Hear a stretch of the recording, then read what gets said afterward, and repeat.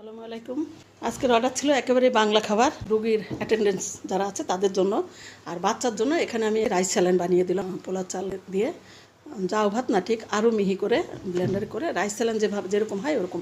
বাচ্চা 8 মাস বয়স, ডায়রিয়া, তো তার জন্য যেভাবে দেওয়ার দরকার দিয়েছি। আর বাচ্চার বাবা মা দাদা দাদি আছে, মানে 2 বেলার জন্য দিয়েছে আর কি। লাগলে রাতে আবার হয়তো নিবে, কিন্তু এখন তো ওরা খাবে, আমি 2 বেলার মতো করেই ওই দিলাম, তারপরে লাগলে বলবে আবার। তো এটা হচ্ছে দিয়েছে আমার ছেলে বান্ধবী আছে, ও ডাক্তার এখানকার, ওরই আত্মীয় আসছে টাঙ্গাইল থেকে, তো দূর থেকে আসছে। তো ওকে বলেছে যে কোনো জায়গার থেকে আমাকে একটু হোমমেড খাবারের ব্যবস্থা করো। বাচ্চার জন্য বলছে যেভাবে হোক হোমমেড খাবার দাও, আমি কিনা খাবার খাওয়াবো না বাচ্চাকে, জাউ ভাত করে দিতে। তা আমি একদম স্যালাইনের মতো জাউ ভাত করে দিলাম। একেবারে 8 মাসের বাচ্চা, খুব ছোট। তো সবাই বাচ্চাটার জন্য দোয়া করবেন, বাচ্চা অত ছোটো বাচ্চা।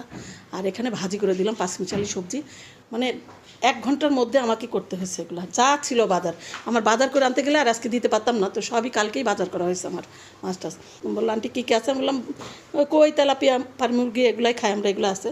তো বললো কই তেলাপিয়া ভুনা করে দিয়ে দেন, আর কিছু লাগবে না। তা আমি আবার একটু সবজি দিলাম, কিন্তু শুধু ভুনা দিয়ে কি ভাত খাওয়া হয়? যতই হাসপাতালে থাক না, ওরা না খেলে বাচ্চা সুস্থ থাকবে, ওদের তো সুস্থ থাকতে হবে। এখানে 6 পিস কই মাছ দিয়েছি, আর এখানে সবজি দিলাম। বাটি হলে 2 বেলা হয়ে যাবে, হাসপাতালে খাওয়া তো, লাগে যদি আবার নিবে অথবা একটু কিনে নেবে, এই আর কি। তা মাছ কিনা লাগবে না, একটু সবজি কিনে নিবে। তো সবাই দোয়া করবেন, রুগী মানুষ তো, বাচ্চাটা রুগী, এই জন্য আমার বাচ্চার জন্য বেশি খারাপ লাগছে, না দেখলেও বাচ্চা, যার বাচ্চাই হোক। সবাই দোয়া করবেন। আর এই ধরনের বাংলা খাবার যদি কারো লাগে আমাকে অর্ডার করবেন, আমি নাম্বার দিয়ে দেবো, অথবা ইনবক্সে, আমার পেজে ইনবক্সে লক করবেন। এরকম করোনার মধ্যে অনেক দিয়েছি আমি, অনেক জায়গায় খাবার, বাংলা খাবার।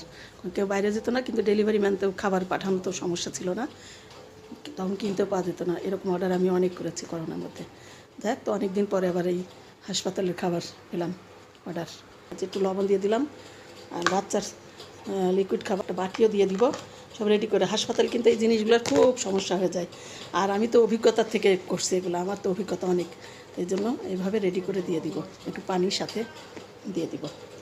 ছেলে নিয়ে যাবে, খেতে বসেছে দুপুর, তখন বললাম আমি খেয়েই বের হই একবারে, আস্তে আস্তে অনেক দেরি হয়ে যাবে। এই খাবারগুলো ডেলিভারি যখন করি বাংলা, আমি আলাদা রান্না করি না। এই যে বাসায় কই মাছ নিয়েছি, সবজি এই যে, আর একটু ডাল আছে বের করবো, এই তো। বাসার রান্নাও কিন্তু আমি এভাবেই এই খাবার দিয়ে চালিয়ে দিই। এই বাংলা খাবার দেওয়াতে আমার সুবিধা হয়, আমার দুপুর রাত হয়ে যায় একটু বেশি করে রান্না করলেই, এই আর কি। এখানে 6 টুকরা দিয়েছি, 12 টুকরা রান্না করলে তো আমাদের হয়ে যায়, আমরা 3 জন মানুষ। সবজি একটু বেশি করে ভাবছি, তো এটা আমার জন্য অনেক সুবিধা হয়, আর হয় তাড়াতাড়ি। তো সবাই ভালো থাকবেন, ফিয়ামানিল্লাহ, আল্লাহ হাফেজ।